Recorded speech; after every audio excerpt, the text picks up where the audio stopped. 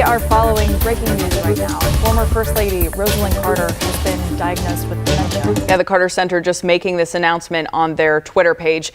Rosalynn is 95 years old and, of course, the wife of former President Jimmy Carter, who is currently in hospice care at 98 years old. They live together in Plains, Georgia. The couple has 4 children and 22 grandchildren and great-grandchildren. Now, of course, dementia is a condition that really affects your overall health and mental health. Experts say 1 in 10 older Americans have the disease. Yeah, think about it as brain disease, exactly. Rosalynn Carter wears many hats: wife, mother, partner, and a longtime advocate. She has dedicated much of her life to improving the lives of those around her and those with dementia in her home state and of Georgia and beyond. Yeah, and that includes her efforts, of course, as a champion for mental health research since the 70s, really pushing for improved access to care and decreased stigma about issues surrounding mental health, which was so important, especially before a time that a lot of these things were talked about. 11 Alive Cheryl Preheim has more. Driving onto the campus of Georgia Southwestern State University, the scene is calm, peaceful. Buildings, beautiful landscapes, all meet your eye. Many may be surprised to know that it's home to a special institute that has helped people around the world. The mission? To serve and support both professional and family caregivers. And it's all because of Rosalynn Carter.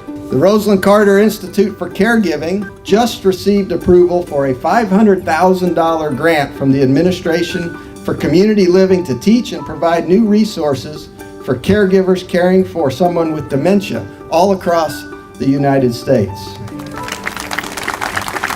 Whether it's type 2 diabetes, whether it's insulin. Here students attend class and groups hold seminars. And I relate that to the #1 comment on family surveys. It all takes place at the Rosalynn Carter Health and Human Sciences Complex and the Rosalynn Carter Institute.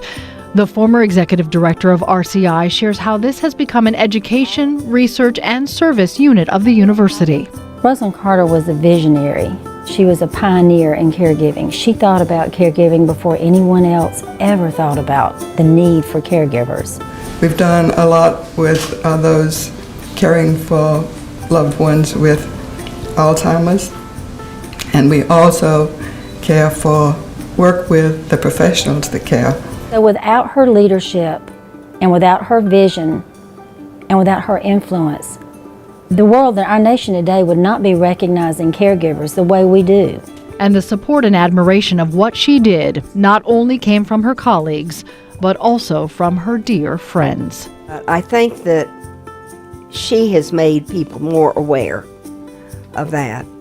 And I feel like that is a big thing for the nation. Pope explains why Carter really knew the meaning of caregiving. She helped care for her family, including her terminally ill father, while she was still young. It can help anyone understand how her commitment turned into a passion. Devoted to whatever she wants to do, and devoted to her family, devoted to her husband, devoted to the mental health program. She is a lovely friend. She would go the extra mile for you if she could, if she felt that you needed it.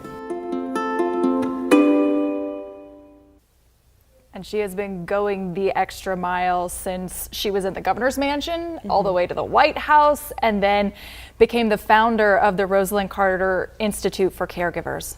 Mrs. Carter often noted that there are only 4 kinds of people in this world: those who have been caregivers, those who are currently caregivers, and those who will be caregivers, and then those who will need caregivers. The Carter family says they hope sharing the news about her dementia will increase important conversations at the kitchen tables and in doctors' offices across the country. Yeah, and of course, this is an announcement that comes just a few months after we learned that former President Jimmy Carter was admitted into hospice. The family says both Mr. and Mrs. Carter continue to live happily at home, enjoying planes and taking visits with loved ones. Now, obviously, dementia is a condition that's like an umbrella term, right? So there are lots of different kinds and forms of dementia that they are keeping private for Mrs. Carter, but this is something she has fought and advocated for so many years.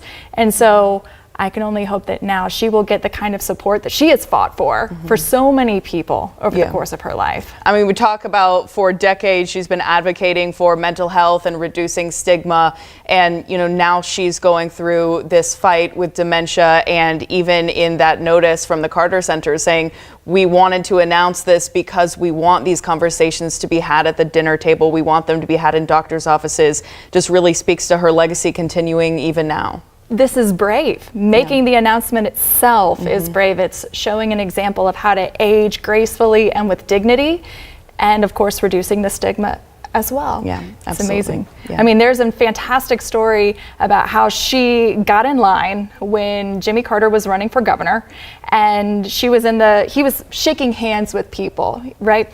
She got in line, and when she got up there, he didn't even realize it was her at first. She said, "Mr. Governor, I want to know what you're going to do when you become governor for people with mental illnesses."